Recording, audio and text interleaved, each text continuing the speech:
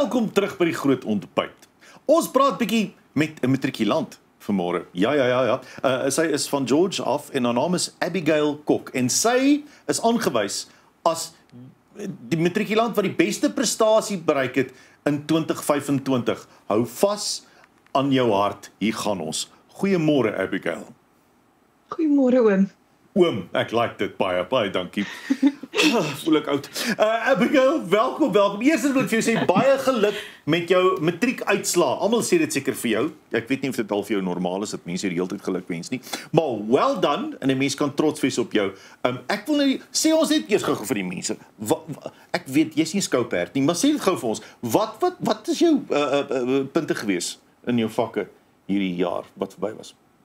Oom, ek het op die ou end 96 gehad vir Engels, ek dink 98 vir Afrikaans oom, 99 vir wiskunde, 100 vir L oom, 100 vir rek, 99 vir fisika en ek dink 98 of 97 vir biologie oom. Abigail, hierdie punte jou verbaas of is dit iets waarvoor jy die hele jaar gewerk het? Was die punte die res van die jaar net so goed soos hierdie punte op die einde van die dag? Tannie, dit was baie konstant deur die jaar omtrent, maar ek is nog steeds tot 'n mate verbaas dat ek dit reg gekry het in die finale eksamen Tannie. Dit is baie indrukwekkend, Abigail. Abigail, hoor hierso. Almal wil gaan nou sê, hoe kry jy dit? Maar okay, obviously jy's geseënd met jy weet, wat ook al, slim wees. Anders as ek. Maar Abigail, waar begin jy fokus in matriek? Het jy in matriek begin fokus al heel in die begin? En wat is dit? Is dit om opsommings te doen betyds? Is dit om hersiening te doen vroeg? Wat is die silver bullet vir matriek gewees vir jou? Vir my was dit tot 'n groot mate om net konstant te werk.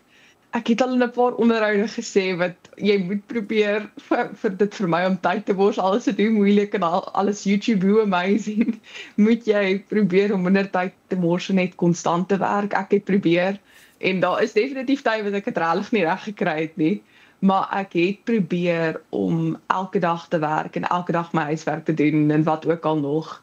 En 'n ander deel wat ek definitief sou sê 'n rol gespeel het is vorige vrae stelle en om moeite te doen om die werk te verstaan. Ek was 'n groot aanhanger van ChatGPT want ek het goed vrae vir hom ingetik en dan is dit hoekom werk hierdie? Hoekom is hierdie waar? En dit was my baie nuttig en die ander ding wat ek definitief sou sê belangrik was om 'n gebalanseerde leefstyl te handhaaf. So ek het sport gespeel en alles gedoen. Ek was diep so betrokke by my boeke soos ek seker moes gewees het nie. Maar dit was vir my baie belangrik om net te onthou dat ek net 'n mens is en dat ek op die ou end van die dag maar net skooltoetse skryf en niks meer as dit nie.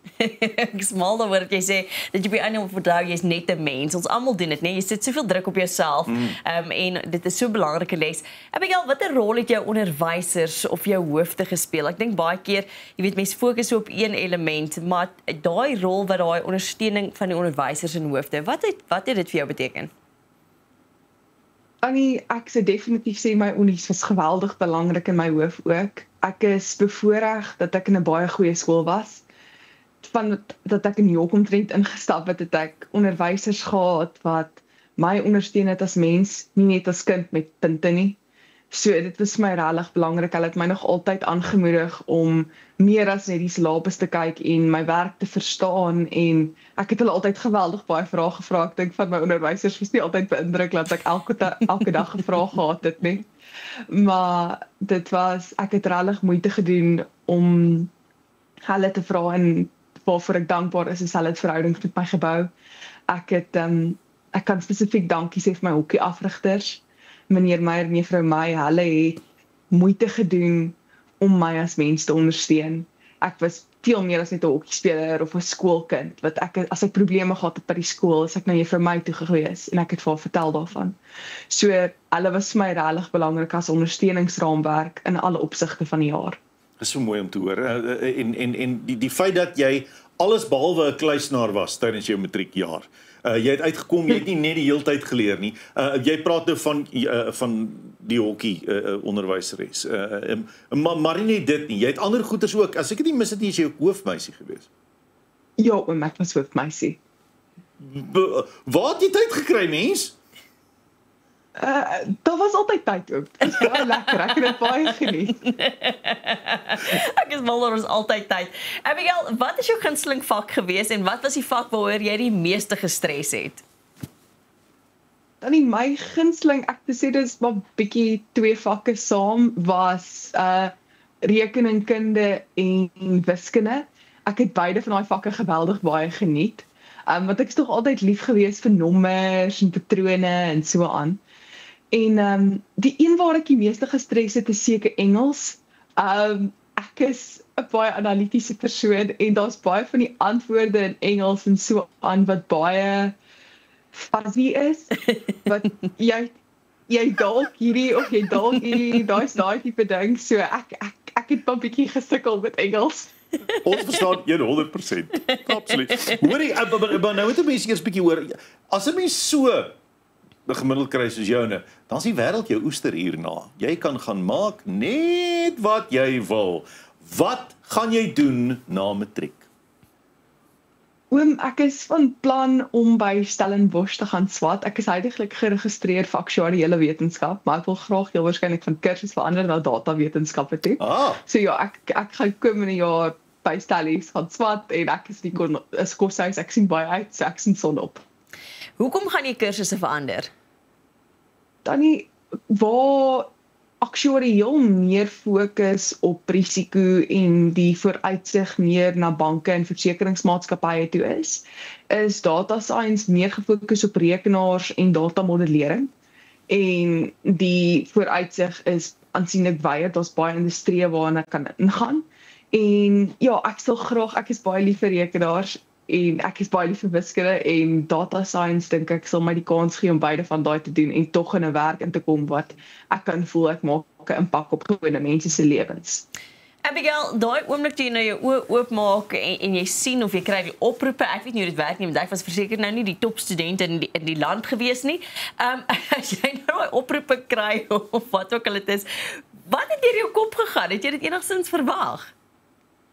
Dit was 'n bietjie my wildste drome. Ek het die oproep gekry en ek het so 'n bietjie en toe ek daar uit en toe ek baie lekker vinnig vir my ouers en my peetouers vertel. So nee, dit was maar regtig my wildste drome.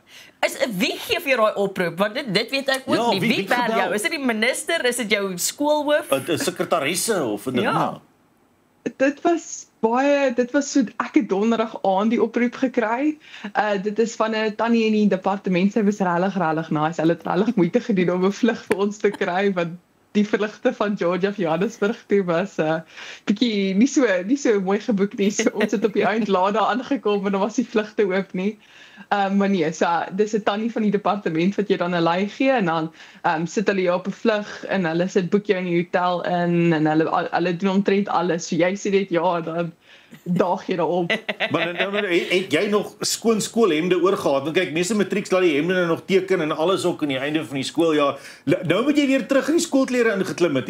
Waar het jy nou daai skoolklere gekry of was dit jou oorspronklikes? Dit was darem my oorspronklikes. Ek het nog van my skoolklere gehad. So ek was baie dankbaar want daar was baie van die mense wat moes so skoene koop en goed leer en daai tipe ding. Abigail, wat het jou ouers gesê? Wat was die reaksie van die familie gewees? Tannie, die familie se reaksie was regtig vir my spesiaal. My ouers is geweldig trots en ek is dankbaar vir hulle want hulle het tog altyd regtig moeite gedoen om my te ondersteun en ek sou definitief nie hier gewees het nie sonder hulle. So nee, hulle was baie chuffed. En die familie was maar ook presies dieselfde. Daar's al 'n hele paar oproepe gewees van gelukwensing en so aan. So ek is regtig dankbaar vir die ondersteuningsraamwerk op my.